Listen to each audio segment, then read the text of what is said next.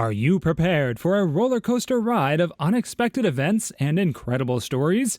Then don't miss this collection of the best pranks you've ever performed, the strangest stuff on background checks, the life of a degree faker and an adolescent, and things you regret about your child.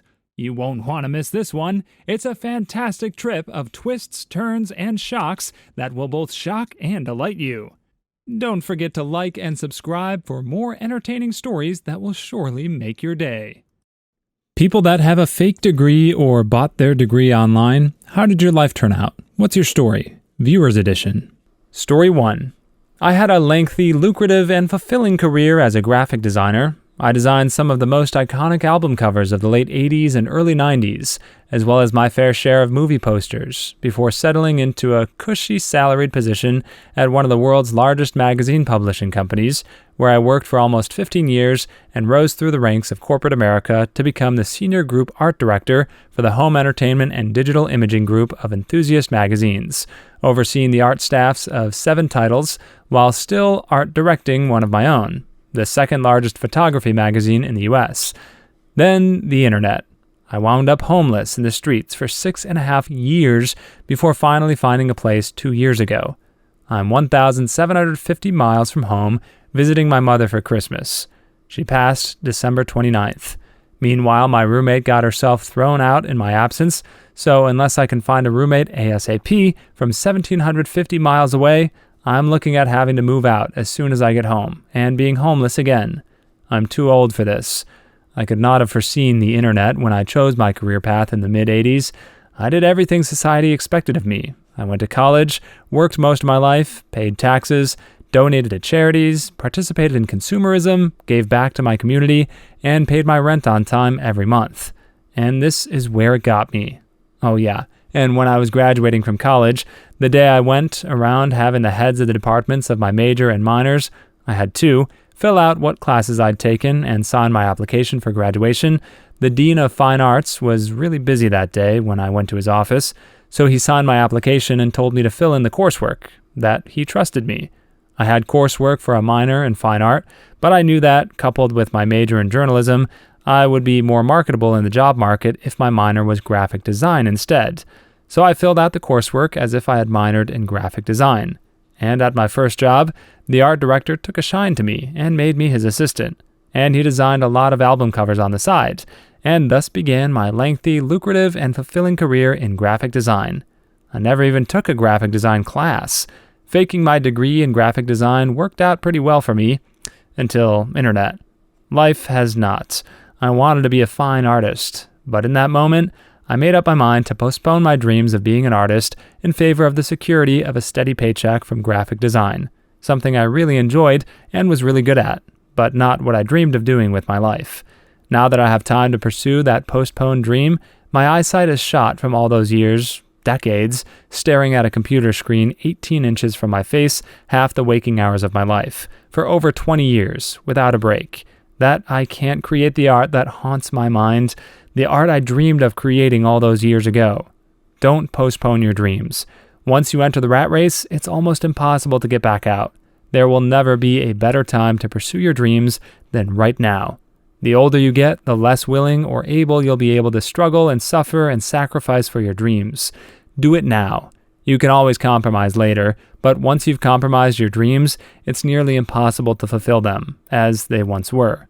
Do it now. Personally, I'm okay with the fake degrees, just because the job market is way too competitive, and most of it you really don't need a degree for, even for simple entry-level stuff, and most just want you to have a degree or experience.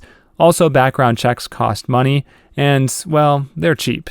Honestly, the first guy had the right idea. Fake it, get in, learn on the job, and get real credentials to replace the fake ones. Story 2. Grafat, I understand what you're saying, but I'm not really arguing against colleges in general. That's a separate discussion. Like you said, college is a great way to test students and give them the necessary skills needed to function in life and in their respective careers. What I'm saying is that someone should not be immediately disqualified from certain jobs if they have the equivalent knowledge but not the degree. This also puts people who had to drop out of school or college for legitimate reasons at a severe disadvantage. And I also wouldn't say that a college is the best way of testing an individual's study and work ability as well. From this channel, I've heard countless stories of people with a supposed degree who had no idea what they were doing or were a major hindrance to everyone else. And it doesn't even apply to this channel. There are too many people with degrees who are really terrible candidates when someone with the same knowledge but no degree would be a much better fit. Also, for jobs, a college degree isn't the only thing they look at, but where you receive that degree from is reviewed as well. If you were a computer science company choosing to hire between two people who were equally qualified, but one was from Caltech and the other was from Ball State, real school, you would be pretty sure you would choose the Caltech person since they went to a more accredited school. But you have to make sure to go to a good college as well in order to get a decent job in the future. But I won't try to make myself sound like a hypocrite. If you can get a college education and degree, then you absolutely should. But what I'm saying is that for people who do not have that option, there should still be good job options for them too. Story 3. I will say this much. If you buy a degree and are doing something where people believe you with impunity, that's wrong.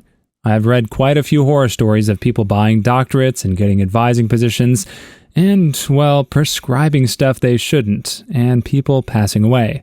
This stuff is not fine. You are being paid for your degrees or previous employment. It's for the value you bring to your company. If they don't like your work, they should fire you. If they do like it, there's no problem. Programming is a great example of employers requiring certs for no reason. This is especially dumb with management stuff. They want you to get a master's in some somewhat associated field to get a promotion, just so they can use it as an excuse for liability of not giving somebody else the promotion.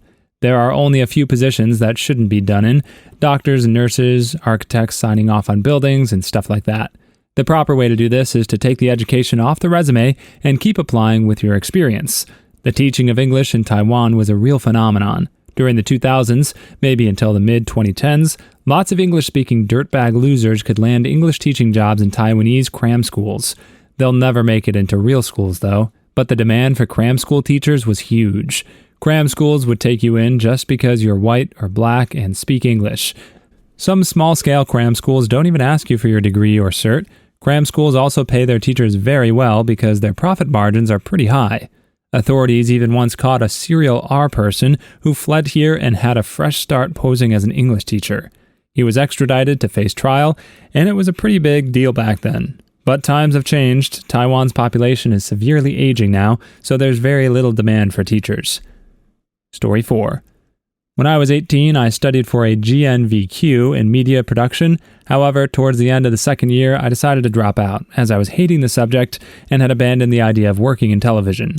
When I told my tutor I was leaving, she freaked out and said that due to a bunch of people already dropping out, her funding for next year would go down if she lost any more students.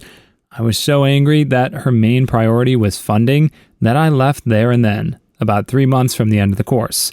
Fast forward 2 years later, and I decide I want to pursue a career in graphic design. I applied for a local university under the assumption that I would need to do a 1-year art foundation course to be able to take an art degree. Come to the interview to get into uni, and I'm told by the course tutors that I don't need to do a 1-year foundation, as I'd already achieved a passing grade in media production, which was the equivalent of a 1-year art foundation course.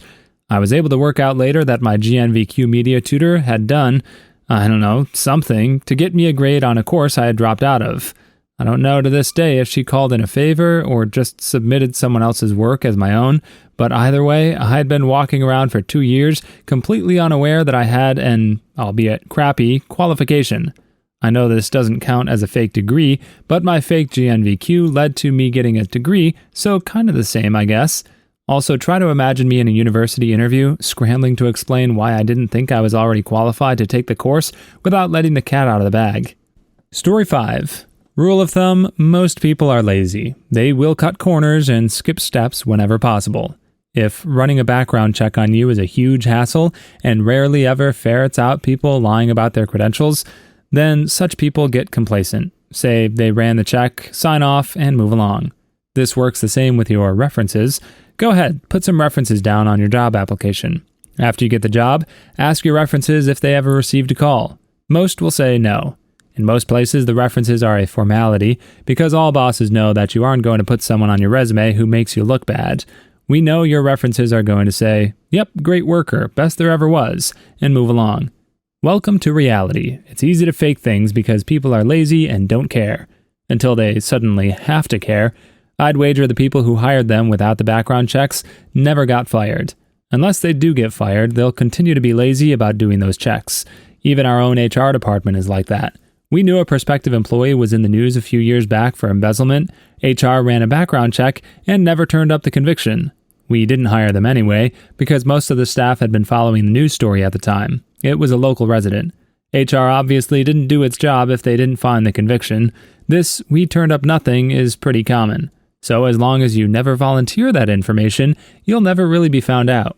This is definitely a true thing that happens, at least in my experience. I know a lot of people who do audits of companies, both national and international, and the amount of things that are found to be swept under the rug as part of normal operations is pretty astounding. And then, of course, you sometimes get auditors who are lazy themselves, so they'll sweep stuff under the rug, even though their primary job function is to mitigate these types of risks. And that's how you get massive audit scandals when the negligence or straight-up fraud all comes to light. Story 6. My main issue with businesses requiring college degrees for jobs is that they really do not need them. For example, I could be a great computer programmer with a lot of experience and have held a few jobs, but I would never be able to apply for higher paying jobs because I never got a degree from X university. Even if I was a better candidate than a person with an actual degree, I would still be restricted because of a piece of paper. Now, don't get me wrong, if you have the ability to get a college degree, then by all means, get one. I'm saying that it should not be a requirement for companies because not everyone has the ability to get one. There are people who have to drop out of high school and college for so many reasons, family issues, money, etc. Those people can be just as good candidates, if not better, than people with actual degrees if they were given the proper training. And these days, most companies already give their new staff company-required training before they even begin their new jobs. A lot of people already say that what you learn there and your first 2 weeks on the job is way more valuable than most of the stuff you learn in college. So I'm unclear as to why you would need a college degree for most companies. Story 7. Long story short, I didn't fake a degree hit. I'm very glad I didn't get one immediately. My sisters went to college and are a nurse and a doctor, respectively. They're both financially illiterate and work far harder than they need to for far less than they're worth. The nurse is now a nurse practitioner, and the doctor is a general practitioner. I went to uni for the first 2 years and dropped out of a maths degree. I bought a home when I first started college and rented it out to students and eventually my sister's friends. I paid $800,000 and sold it for $1.4 million. I'd paid off about $400K in that time. I worked flying around the world doing different jobs that interested me, and by the time I was 30, settled down in a nice area with a few homes and some land. COVID hit, and due to demand for my skill set being needed, I earned a lot of money the last 2 years. Don't get me wrong, I'm very well qualified in a few things. I have since gotten a master's and many accredited qualifications. My sisters are both paying off huge debt, and frankly, their fields of work suck harder than vacuum. Lucky investments and a regular lifestyle have meant that my earnings far exceed my expenses. It also helps that my partner is also like-minded. Story 8. This is a story not about fake qualifications, but lack of knowledge. This was a couple of decades ago and involves the police force, I think the Met. Now, you can get on the fast track if you have a degree and do 1 year as a cop on the beat. You then get to run parts of the police force in an admin position without having to associate with those nasty criminals or uneducated police officers. Now, they also had a thing called affirmative action, which meant if you had the right skin color, well, they promoted you. So this officer rose through the ranks, getting yearly promotions or even sooner. The problem arose in that he got promoted well above his level of competency, and it showed badly. Well, of course, they could not sweep it under the rug, and they fired him for his incompetence. Well, obviously, he did not like this and sued them for firing him for, I think, close to 7 figures, maybe more. His case, sure, you are entirely correct. I'm incompetent, but you gave me those promotions, even if I was not good enough. He won and retired at an early age. Serious. Employers, what is the weirdest or creepiest thing you've found during a background check on a potential employee? Viewers Edition. Story 1. Okay, fired because of charges, not a conviction? What if he had been acquitted? Is he still gone simply because he had been accused? That trucking company better hope he was guilty, or they're screwed. Wow, a cold-calling company with standards? Now I've seen everything. Okay, kink shaming much? I mean, if it's something illegal, then sure, but this just sounds like he had a scat fetish, which is disgusting, but mostly harmless. So the guy had charges from 20 years ago. Now he's got a family. Sounds to me like he's done his time and turned over a new leaf. But because of unfortunate companies like the one the OP works at, his punishment continues as though he was just convicted yesterday. This is why people relapse, folks, because society refuses to allow them to reform. OP was being a bit of a creep here, honestly. Also, a company immediately looking up someone's name specifically to check their Facebook, that's a bit of a red flag to me. I wouldn't be surprised if they also refuse to hire people just because they don't use Facebook. I don't have a Facebook account, and if an employer told me they wouldn't hire me because of it, I'd tell them that I wouldn't want to work for a company that can't trust its employees without spying on them constantly anyway, and then leave them a bad review on multiple employment sites over it. Okay, that's a bit ridiculous. I can get firework bans. I'm not a fan of them because I don't believe the law should protect people from their own stupidity, but it's not something I'll make a huge fuss about. But treating it as a felony, that sounds like it just exists for the benefit of private prisons. Story 2. Okay, I never had a job where I could hire someone, but I did work with my brother who could. In fact, he hired me for that job. A job where some things were more acceptable than others, mostly don't have DUIs and don't end people's lives or steal. It was a chain pizza place, so I guess they don't care as much. This is important for later on. This is mostly about one of my coworkers. Let's call him R. He was a really fun guy to talk with, and he made the job more enjoyable than it actually was. I was about 20, and he had just turned 32 about a week prior when he decided to ask me out to a movie. As great I thought he was, I had a self-imposed rule of no saying any guys more than 3 years older than me. I recently raised it to 5, depending on if I could actually see myself with him, and it was also a later movie in a series that I never watched before, so also a no-go there. My other coworker said he was crying when he later clocked out because I rejected him. But who knows if that really happened, or if they were just messing with me. Well, within a month after that, my dear old brother decided to tell me that R was an offender. Never knew what happened, but it sure made working with him even more awkward, to say the least. Probably also didn't help that our 40-something-year-old coworker also apparently had a thing for me. I don't know. I don't want to know, and I wish I left that job sooner. Luckily, that happened pre-pandemic, and I haven't seen them since. Story 3. I had a seasonal job at a national park hotel. The supervisor had a favorite that would do my job on my days off.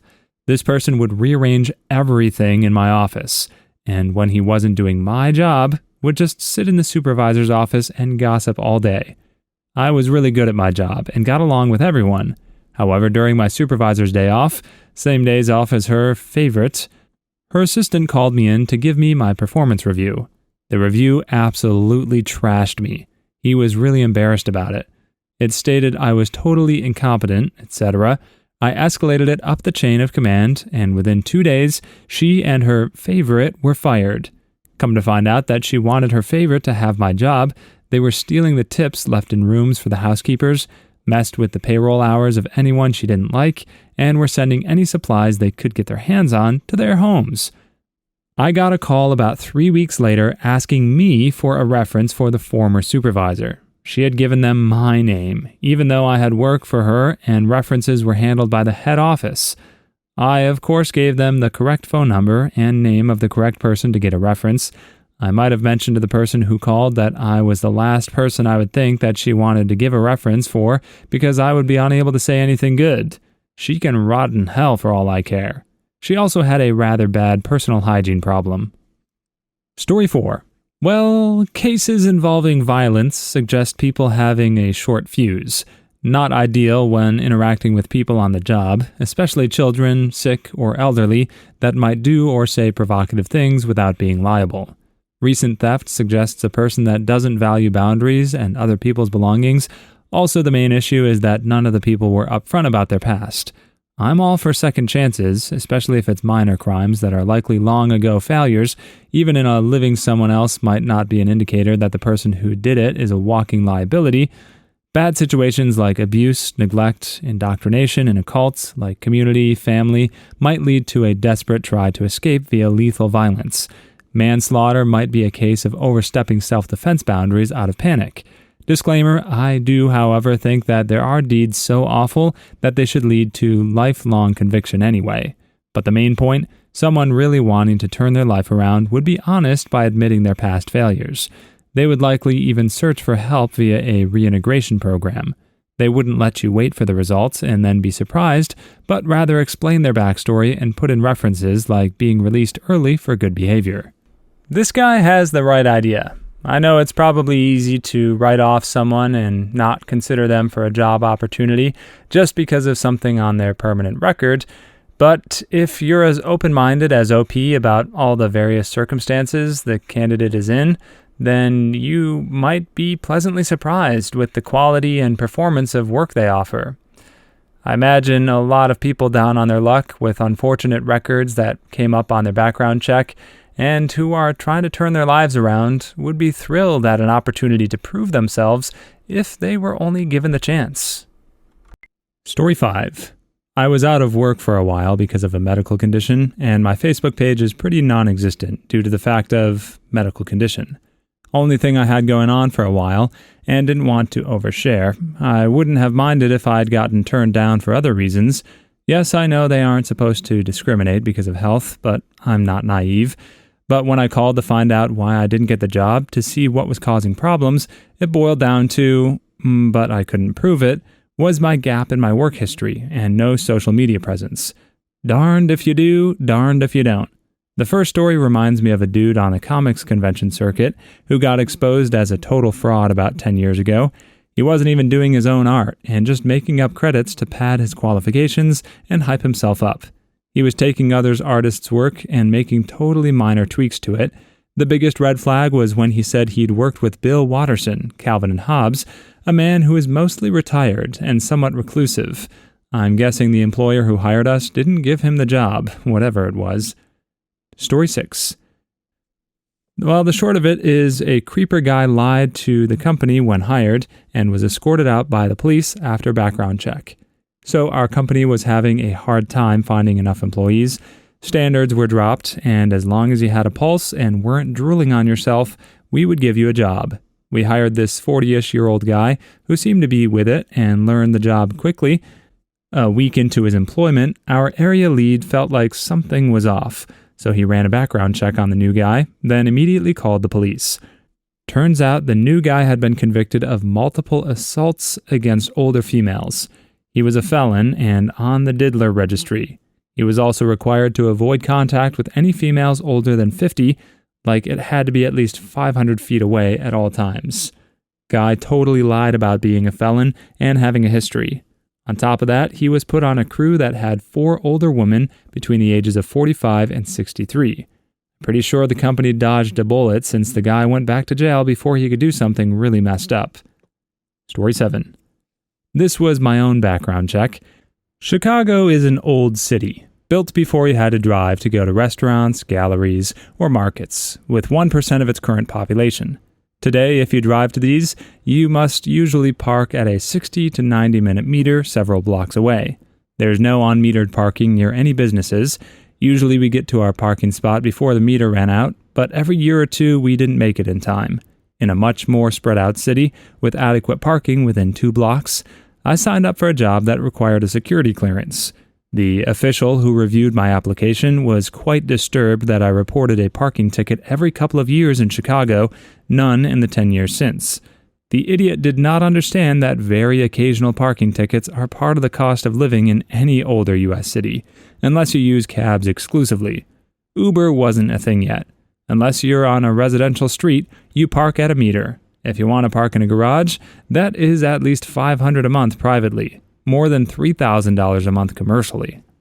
Story 8. Had the cops come to my house one day looking for my double name, same first and last names. I worked in a city about 30 minutes away. Name double lives in that same city with associates in my city. I had just purchased a car, not a very popular model, 2 months prior to this, and the named double had stolen a different one the same year, make, model, and color within 2 weeks of my purchase.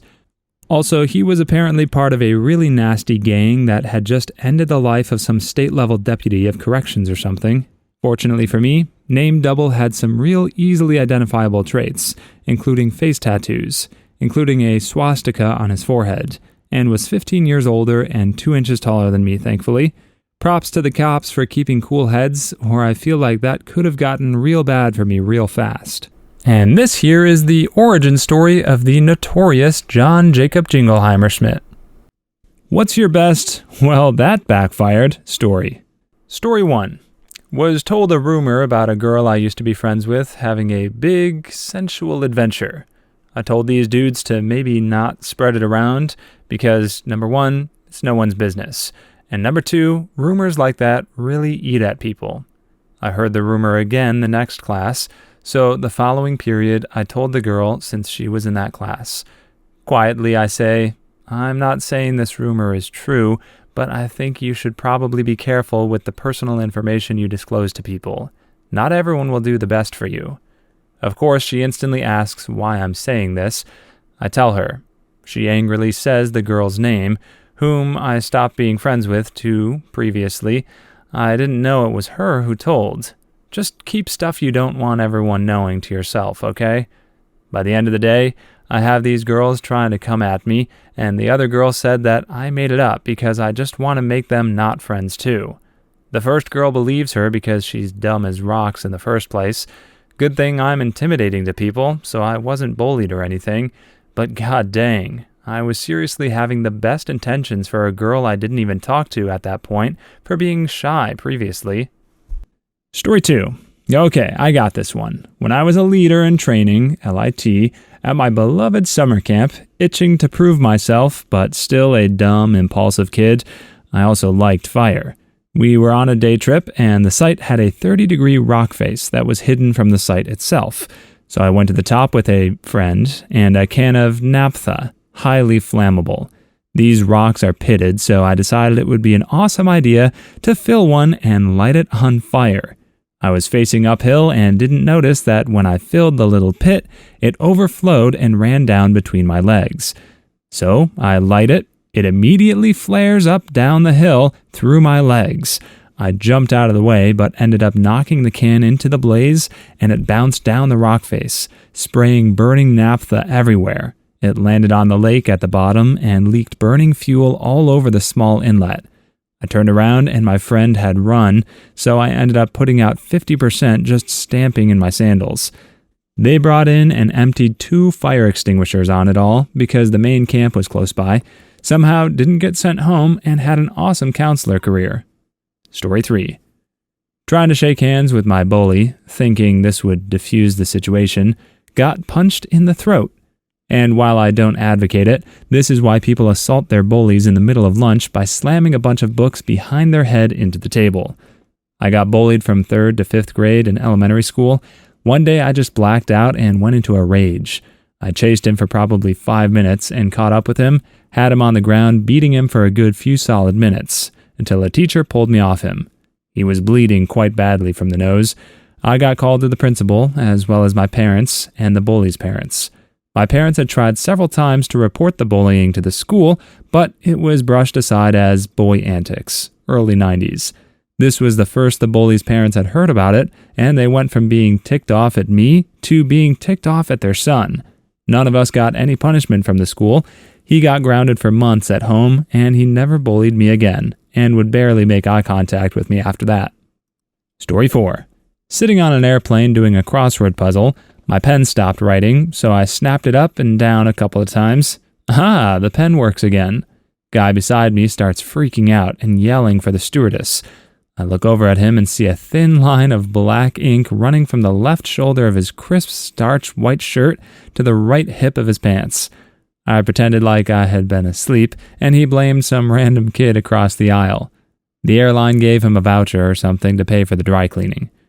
Upvote for going from normal human adult to, so I pretended to be asleep to avoid getting into trouble. Haha, yes, the old pretend to be asleep trick. So many good use cases, if you can do it convincingly. Most notably, for me, growing up, it was when it was time for church, or if someone needed help bringing the groceries. Nowadays, it's when the baby is fussing in the middle of the night. Effectiveness of this tactic isn't as high as it used to be when I was younger, though. Story 5. Had friends at a lunch table who always made fun of this girl who sat by herself. I invited her to our table one day because I felt bad for her. Yep, you can see where this is going. She immediately and 100% replaced me, and they all realized it was even more awesome to make fun of me. Joke's on them, I got to eat lunch with my civics teacher after that. Happened to me too. It did end bad though because I reported them to the principal because they'd harassed me with gay jokes and telling me I'm a fudge packer and like to toss the special student salads, like every moment I was near them or was in their line of sight. Gay jokes abound, and it got bad when they'd just yell out my full name. Their junior and senior years didn't go well after I went to the principal. They also had to go to sensitivity training and meet with LGBT support groups. By graduation, they were labeled as homophobes and even so far in the closet. Story 6. A girl I knew dated a guy I was also friends with. Really sweet, doting guy. Not the best looking, but a really lovely lad. I went on a night out with his girlfriend, my partner at the time, and his friend Jay. We drank and danced, etc., and at the end of the night, my friend and Jay were kissing. We spoke the next day, and she swore it was a one-off, but ended up meeting him twice after that, so I told her if she didn't tell her partner, I would, as he was my friend too, and didn't deserve it. In the end, I told him, and he thanked me. Then she spoke to him, cried a river, and managed to talk him round into forgiving her and falling out with me. Been a few years since, and neither one spoke to me since. They're still together, but I don't know how he can trust her. Story 7. Got my cat 2 cat trees because I was told she needed more vertical space. Now she doesn't use them and sleeps in the center of the floor like she owns the freaking place. Several years ago, I found a probably abandoned kitten, had on a collar, but no one ever claimed her, and my husband and I ended up taking her in. She had obviously been around people, but wasn't very affectionate and wasn't accustomed to sitting on a lap or being picked up or cuddled. She didn't object, but seemed rather puzzled. A dozen or so years later, we have this giant kitten who tries to groom us to sleep at night, while laying under the covers, and follows us around all day, wailing to be picked up. My husband often remarks that we may have overdone the whole teaching affection thing. I bought a cat hammock recently and spent the whole night getting it perfectly anchored into the wall above the piano, with a few injuries on my hands as a result, only for her to never once use the darn thing. I checked the reviews too, and one guy left 5 stars, stating that his cats don't use it either. That's how you know that it's a great cat product. The most evil pranks ever pulled off. Story 1. Dude was harassing my ex because he used to have her cell phone number, was being a real freaking creep. Anyways, I created an email address, signed up to Kijiji, and placed an ad offering an 80-inch 3D TV for free with some excuse about a bad breakup and not wanting her to get it. I asked people to only text or call. I then went to bed and forgot all about it until the next day at work. I get a text from my ex asking if I had done something on Kijiji. The dude was begging her to take the ad down and apologizing. I checked the email and there were 5 pages of responses, even though I had told them not to email but to call or text. Dude's phone must have been ringing constantly. I took the ad down and she never heard from him again. I've done something similar. My friend called a for rent sign on a lawn and got yelled at by the guy who answered because she called after hours. It was like 6:30 p.m. His online ads had strict instructions for when to call, but his sign obviously said nothing. She was really rattled by it. She told me what happened the next day, and I got really angry. I considered calling him and yelling at him, but decided to hit him where it hurts. I made an ad on Craigslist for a free car which just needed a new battery. Put up a couple old Honda Civic pictures I found online, and put instructions to please only call after 8 p.m. as I do shift work. Screw that guy. Story 2. My best friend and I were roommates for a few years, and sometimes when I was drunk, I liked to draw comics of caricatures of the two of us. They were usually on pizza boxes, and I would leave them outside of his room so it would be one of the first things he saw the next day. Eventually, he and his girlfriend decided to get their own apartment together closer to their jobs, so our time as roommates had come to an end. I decided to leave him one last parting gift on one of our last nights together. He left his wallet out on the coffee table, so I took his ID and taped on little drawings of him where the pictures typically go. A few months later, I heard from him about it. Him and his girlfriend were visiting some friends out of state, and they were going to this bar. Apparently, he handed his ID over to the bouncer like that, and the dude laughed at him because of how ridiculous it was.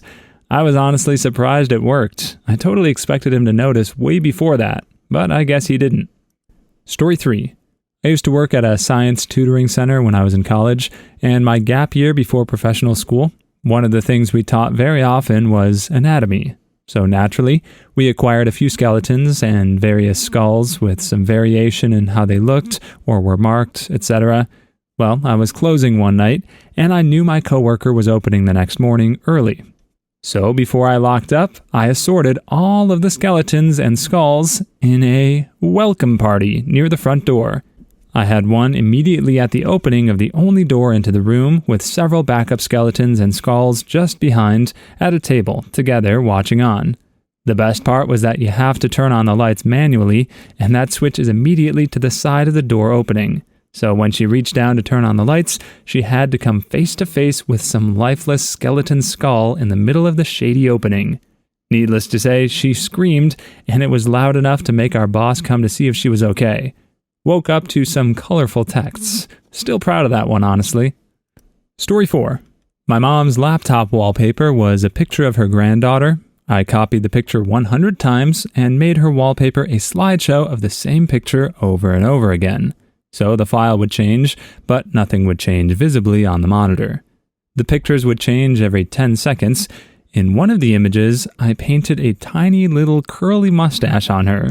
So randomly, for 10 seconds, my niece would have a mustache. My mom thought she was either losing her mind or had a computer virus, and every time the mustache popped up, it was gone by the time she tried to show anyone. I did something similar to a college friend.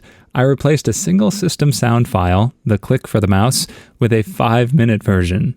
It started off identical, followed by 4 minutes and 50 seconds of silence, but at the end, it had me screaming.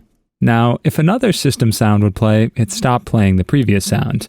So he would use his computer, and then when he would walk away, it might scream 5 minutes later. This one really tickled me for some reason. Technology can already be frustrating to use as it is, but then add on these layers of tomfoolery, and you can really mess with someone's head. Especially now that we're getting closer to general artificial intelligence, it wouldn't be so far-fetched for someone to believe their computer was actually becoming sentient and playing tricks on them. Story 5. I saw a post about switching around mayo and vanilla pudding. Emptied out a mayo jar and cleaned it well, filled it with a few pots worth of vanilla pudding, and took it to uni.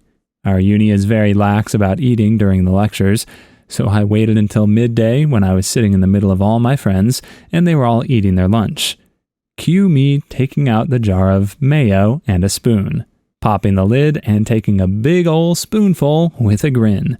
At first, only the closest ones noticed, but after the third spoon, it was like everyone was frozen around me. Pin drop silence. After the fifth spoon, someone faux retched, and the spell was broken. The looks of sheer terror and disgust was well worth the pain of eating vanilla pudding. I'm a chocolate kind of gal. One of my friends let me know he was going to pull this prank, so I helped him fill a jar with pudding. Then I swapped his jar of mayo pudding with a regular jar of mayo. Story 6. One night, I replaced every framed object in my boss's office with a picture of me making a stern face. Posters, certificates, photos, etc. Took like 3 hours because he had like 30 framed things in his office. The next day, I made sure I was out doing field work to make him sit with it most of the day. He had a lot of foot traffic to look at his office that day. I worked in an office that had 4 offices with shared partitions that had glass at the top. My neighbor wasn't the most observant person and kind of a dong, so I started printing random pictures, like Nicolas Cage, and setting them on my side of the office facing into his. He never noticed. It got to the point where everyone else in the office would check what photo I had set that week, but he never caught on. Story 7.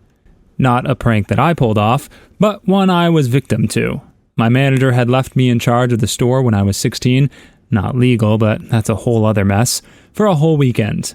Saturday went well, and I was happy with how I went, although my paranoid brain is always concerned about whether or not doors are actually locked. I'm the same way with my house, but the store was worse. So I make my day drive down to the store to double check that everything is okay. 15 minutes later, I got a phone call from him saying, "Manager and the police are here because the door was unlocked and people were inside." Cue to me on the floor in tears hyperventilating while my dad is telling my mom, who had since picked up the phone, that he was only kidding and that everything was fine. Sounds like Squid's day off. You just want to wrap up at work and go about your merry way to enjoy the rest of your day, but you keep second-guessing yourself if everything at work is okay in your absence, so you hop out of the bath and run straight to work in your birthday suit, only to arrive and be met with, "Have you finished with those errands?" Story 8. I convinced a coworker for 2 months that the guy she had sat next to for 3 years was named Jay, not Dave. They worked in different departments, but sat 3 feet away from each other for years. I got the guy in on it, and his manager. Then later his supervisor, group manager, division manager, and entire department. They bought him new nameplates for his desk, changed stuff in the system so his name would print as Jay, etc. The only thing they didn't change was his phone number and email. She thought she was going crazy, and when I finally told her, she sucker punched me in the stomach and dropped me to my knees. She was a personal trainer in her off hours, so she got me good. Totally worth it, and I laugh about it to this day over a decade later. Story 9.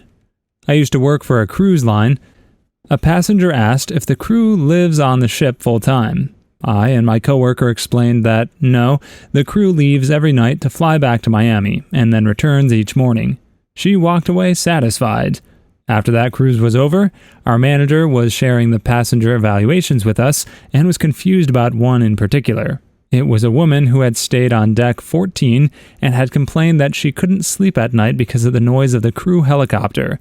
Fact 1, 1,200 crew do not leave every night, but do live on the ship. Fact 2, that ship didn't even have a helipad. Question, what the frick was she hearing every night? Story 10. Over a decade ago, I worked in the warehouse of a Guitar Center. We dealt with inventory, shipping, and receiving. We had a dumpster behind the store and a shared parking lot that people would leave random things in, even though it was not a public dumpster. One day, we found a broken beach chair in an open cardboard box. The box had a shipping label on it. It was left in such a way that it was easy to assume that the chair-box combo was left by the same person. We packed the beach chair in another box and shipped it back to the customer. I wish I was there to see the person's face when they received their trash back via UPS. It's hard being a teen in 2023. Teenager stories. Story 1.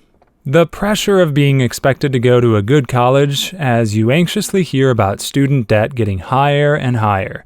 You kind of think it'd be cool, but you're scared poopless of the prospect of being in debt for so many years after you graduate, at the same time as everyone's assuring you that if you don't go to college, you're a loser idiot who will work at McDonald's forever. Also, the idiotic technology stigma from older generations. I was reading a book on a Kindle for English in my French class. We were given permission to read, and she not only took it away from me, but yelled at me for texting during class. I tried to tell her that the dang thing was literally a slightly more advanced book, but she refused to believe me. On the same note, how online friends are considered not real because they're totally computer programs and not people on the other side of the monitors. Totes. Seriously, my dad told me he could work for a summer and the money he made would pay for a whole semester of college. Now I'm going to be in approximately $12,000 in debt per year for a public in-state university. Story 2. How much stricter the law has become and how easy it is to get in a lot of trouble. I hear all these stories from Dad and his friends, my uncles, friends' dads, and older cousins about all the things that they did and how sometimes they would get caught by the cops doing the regular stupid teenage stuff, speeding and racing, drinking underage, painting, bawling in the street, getting into fistfights, or getting caught with a little bit of pot. From what they told me, the cops seemed a lot more relaxed and let them off with warnings because they understood that teens do stupid things and try drugs and alcohol. I hear all these stories and think if I ever did any of this and got caught, I would very likely get in a lot of trouble and possibly put in jail.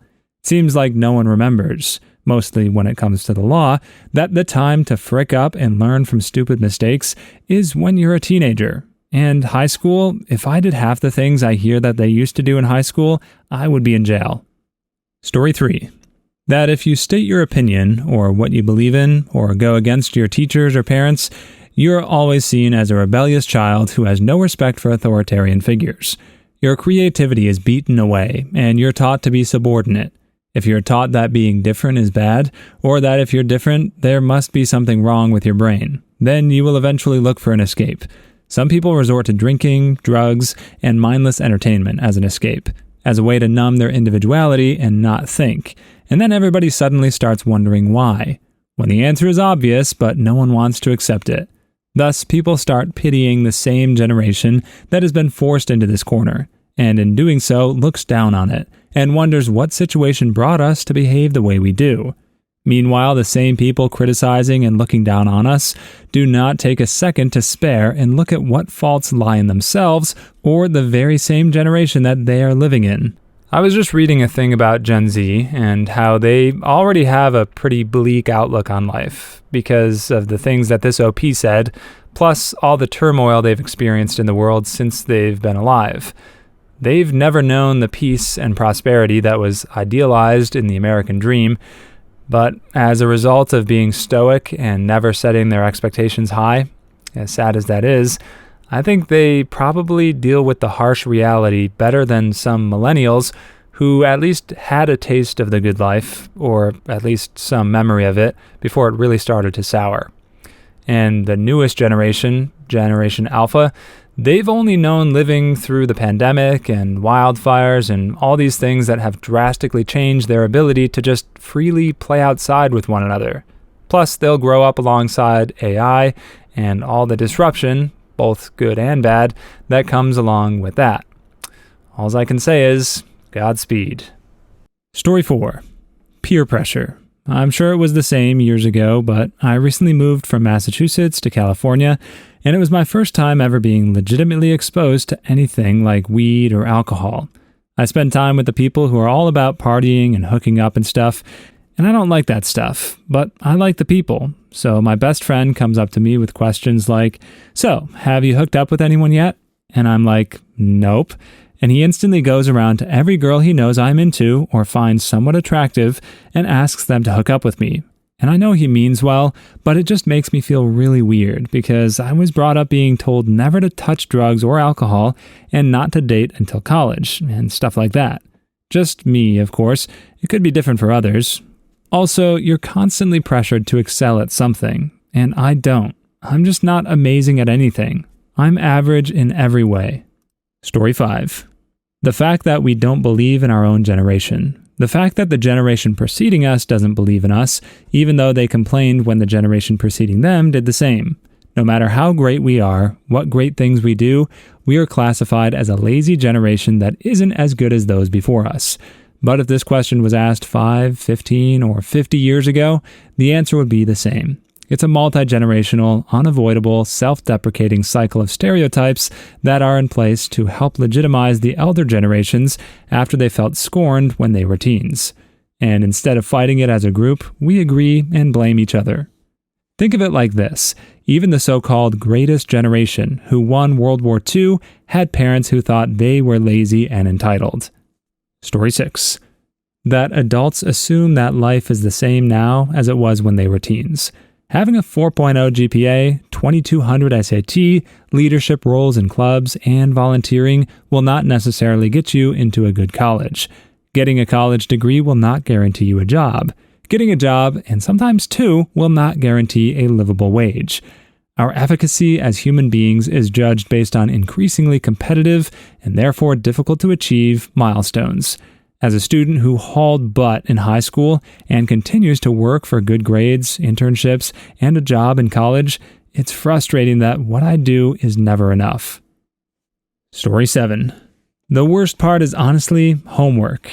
I would rather go to school for longer and have less breaks if we don't get any homework, because it just ends up being longer work than if we just added 2 more hours of school and tons of stress. I totally agree. Homework just gets way too stressful as you go through the years. And in Australia, for your last 2 years of high school, you go through such a grind, 6 hours a night, and it's just ridiculous. I constantly have breakdowns over my homework, and it really needs to be cut. Story 8. Aspiring to be great or do something meaningful with your life. Then realizing the system and society you were raised in will be the first thing to beat you and your ambitions down. I totally agree. There are a lot of high school kids who want to turn their passions into careers. The anti-art circle jerk on the internet really makes me sad. If someone wants to get an art degree and thinks they can make a career out of it, all power to you. This, to me, is one of the saddest things about modern life. So many people struggle just to get by and pay their bills that they don't have anything left in them to pursue the things that would actually bring them fulfillment. It's why there's such widespread depression nowadays, it seems. Just imagine how many more artists, musicians, writers, and creative professionals we'd have if people were liberated from the grind and could pour themselves fully into their passions.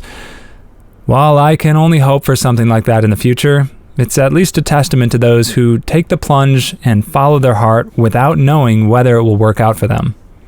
Story 9. I'm expected to transition from youth into an adult instantly. I need to have my career planned out, my college picked, and a job on the side while I still suck at doing things like tying my shoe. I suck at it, I don't know why. It's so much pressure and I do not feel I have the maturity needed yet, but I need to fake it to make it. Shh, everyone is faking it. Welcome to being an adult. Story 10. Being written off as a hormonal teenager really sucks. Parents don't believe that I'm depressed. They think I've been in a bad mood for the past few years. I'm pretty sure that seppukutal thoughts alone would merit a trip to the therapist's office, not to mention the daily struggle of getting out of bed, going to school, hiding my wrists, pretending to be normal. I'm a teenager, so I'm lazy or moody. Story 11. Everything is taken 20 times more seriously. I just got a 10-day suspension for a freaking box cutter in my car for work. I'm a straight-A student with a perfect behavior record. My dad points out in front of the whole school board that in the 70s, he had a shotgun in his car for hunting while he was at school. Zero tolerance policy is some crap. Story 12. You can't do stupid crap for fun these days without some frick with a smartphone filming it. Some things just need to stay within a certain group of people. The constant urge to share things by everyone ruined that. I refuse to have my picture taken anytime I drink or be a hoodlum. I'm very adamant about it, and people think it's strange, but my Facebook is spotless. Story 13. One of my friends recently announced that she's pregnant. She's 14. People say our generation is childish. I disagree. Our generation is growing up too fast. It's terrifying. I've still yet to have my first kiss, drive a car, drink alcohol, smoke weed, have a child, all these things that are now being achieved by kids 3 years younger than me. It's just not right. Story 14. Parents tell me I'm not educated enough on social issues and I'm not making up my own mind. I get educated on social issues and make up my mind on those issues, but I don't share my parents' opinions on things. Suddenly, my perspective on these issues doesn't matter because I'm too young and I lack real-world experience. Give me a freaking break. Parents, have any of you regretted the names you have given your children? Story 1. My friend and her brother are from Taiwan. When they moved to Australia when they were young, their father chose Western-sounding names for them. My friend ended up with a relatively normal, if old-fashioned name, but he got her brother's name from a thesaurus. His name is Roget. Roget? Roger. Recent immigrants pick the weirdest names. I know an old Burmese man who speaks almost zero English who picked out Thai Romano. Romano just seems like such a specifically Italian name to me. My parents named me Jorian Edward, and my last name is Borst. So all of my letters are sent to J.E. Borst, which is Dutch for your tit or breast. Fun fact, my brother's name is D.E. Borst, the tit or breast. Story 2. My first name is just a letter. It gets better. I have an identical twin brother, and his first name is also a letter. We each have normal middle names, but letters as first names. It's because my dad thought it looked elegant. And not typical letters. I'm talking about 3 of the last letters. Thanks, Dad. Filling out any sort of paperwork for dang near everything is a pain in the butt. I know I can change my name, but I don't want to go through that hassle when I'm already used to the crappy name I was given. To answer OP's question, my dad doesn't regret it, but my mom wishes he would have waited until after the epidural wore off from her C-section to name us. Please become a professor. Professor X. Story 3. My ex and I had a great marriage, until it fell apart 14 years in. Up to that point, the worst thing we ever fought about was baby names and paint colors. She wanted our first to be Zebulon Zachariah. Not even kidding. We fought and fought about it. She was dead serious, and I was completely baffled as to how she thought that was a good idea. I finally talked her into a more sane first name and conceded Zachary as a middle name. Second child, she wanted D'Artagnan. Little Dart, she would say. Oh, heck no. We fought over this one while she was in labor on the way to the hospital. She wasn't giving up. I won that one too with something not common, but sane at least. Third child, she was back on the D'Artagnan train, fought for 9 solid months. Thank God that one was a girl. Story 4. Yeah, so this is a throwaway, and my son's first and last names are too. It's the middle name that's the mess up. I wanted something simple, strong, and easy to remember. Robert Smith. Straight to the point. When the nurse, or whoever she was, came to my bed in the hospital to record the name, that's what I told her. She asked what the middle name was. I told her, no middle name. A couple of weeks later, when the record of birth arrived, it read, Robert, no middle name, Smith. Freaking humans, how do we even survive? Dude, that's proud. Your son's name is a testament to human incompetence, inefficiency, and the debilitating effects of sleep deprivation. Wow, this really says a lot about how seriously this nurse, or the hospital in general, takes the job.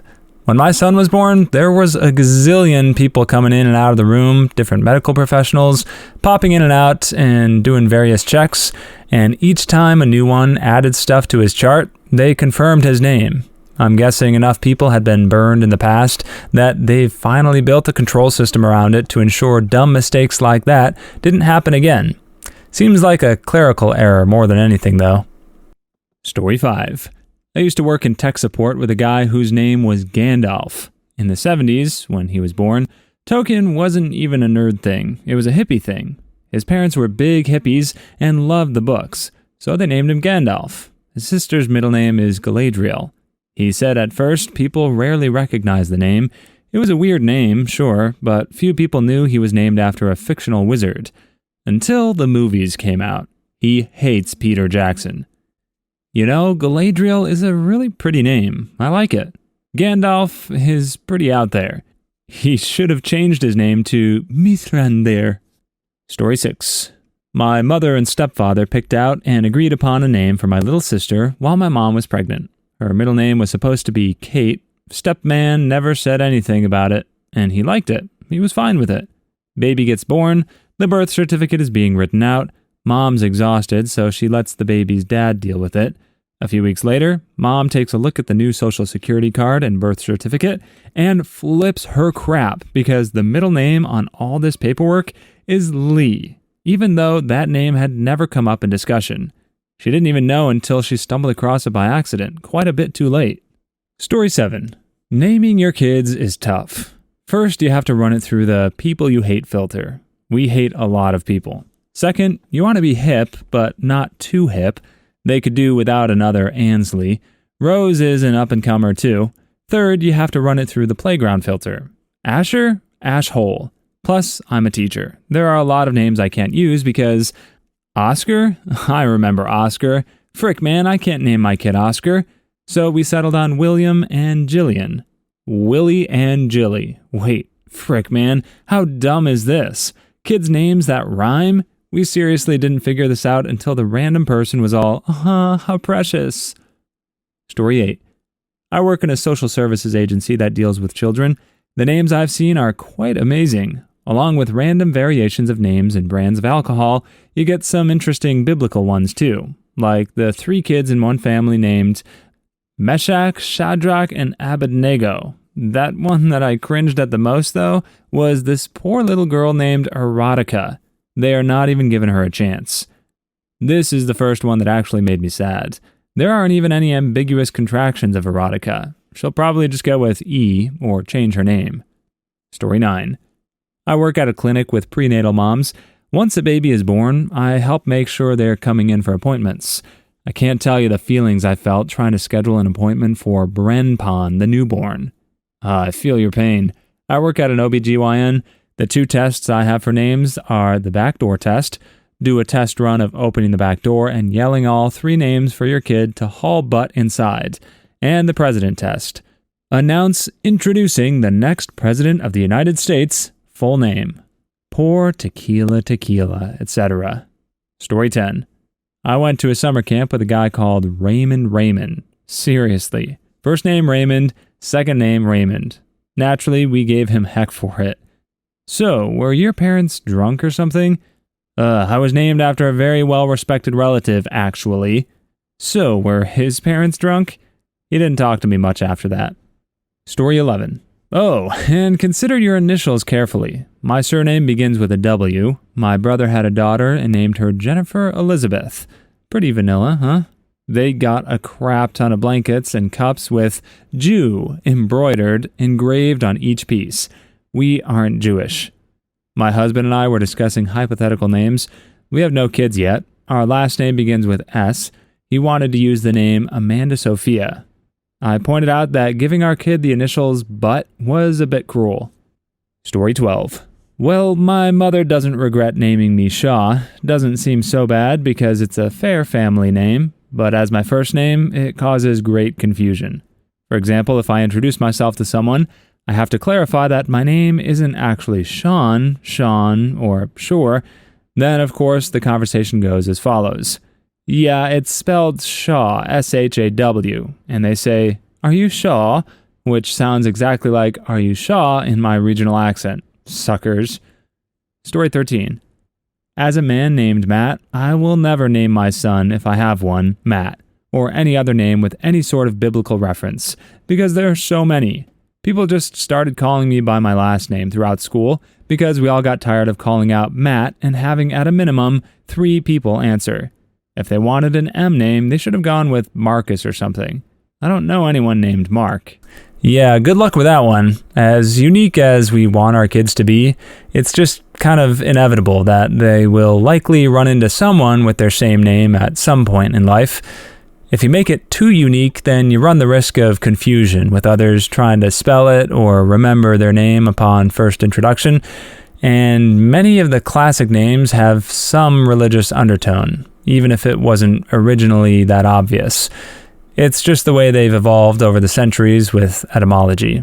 Even this OP's first thought of an M name that wasn't biblical, Mark, is one of the most prominent names in the Bible. Personally, I'm a fan of the nature-y sounding names that have no religious affiliation, but for those you tend to get labeled as a crunchy granola hippie, which to me isn't such a bad thing. Story 14. My friend's parents met during the 60s, and they were and are crazy hippies, and they've practiced a lot of different religions. When my friend was born, they decided to give him 14 middle names. Dorsey, Abdul, Jaleel, Francis, Brian, Albert, Barney, Willie, Kowalski, Jeffrey, Faith, Love, Star, Breeze. He has a common first and last name. They said all of that at graduation. That's a lot of runway for an angry parent to build up steam on. Story 15. I think my mother regrets my name. She wanted to name me Sebastian, but my grandmother said she'd call me Sebastard. She caved and named me Joshua. I heard this story all my life, so when I had my first son, we named him Sebastian. I've never seen my mother so happy. My grandmother calls my son by his middle name. Should have named him Sebastian. Story 16. My parents are hippies that grew up in the 70s. Thankfully, I got away with a reasonable name, Jem. I've seen Jem and the holograms. My 2 younger brothers are named Conan and Torold. Our parents have never expressed regret over any of our names, though. What an actual frick. I've literally never known any real person other than myself named Jem. I feel slightly less unique now. Story 17. My husband and I had a deal. If it was a girl, I got to pick, and if it was a boy, he did. Our son's name is Loki. I'm not a big fan, but he loves it. I keep hoping it will grow on me. I have 2 cats, one named Freya, one named Loki. A year after naming them, my girlfriend said she only let me name them after Norse gods, so I wouldn't be able to use those names for our kids. Story 18. My best friend named her firstborn son Jaden. She told me the name. I asked her if she really wanted to do that. She said yes, that she and her husband liked the name, but wanted to make it a little different by adding an additional N. She now regrets it. The fact that she regrets it shouldn't bring me joy, but it does. Good luck on those business cards, little guy. Story 19. Not me, but my parents named me Will Smith. I used to think it was a coincidence until I looked up the date that Fresh Prince of Bel-Air started, and it was before I was born. My brother is called James Smith. This is LL Cool J's real name. My parents are both white and middle class, but I think they're secret rap fans. Tupac Smith is coming. Story 20. 12 years ago, we had twin boys. We knew one would be Thomas after my wife's uncle, but struggled to name the second. For about 28 hours, he was Baby B. Then we finally settled on Jeremiah. 2 days later, we introduced them to our pastor, and he said, "Oh, cute, Tom and Jerry." I looked at my wife, and we were both thinking, oh, we did not just do that. But we left it. Please leave your stories in the comments. I'd love to make a video of them in the future. Also, don't forget to like and subscribe.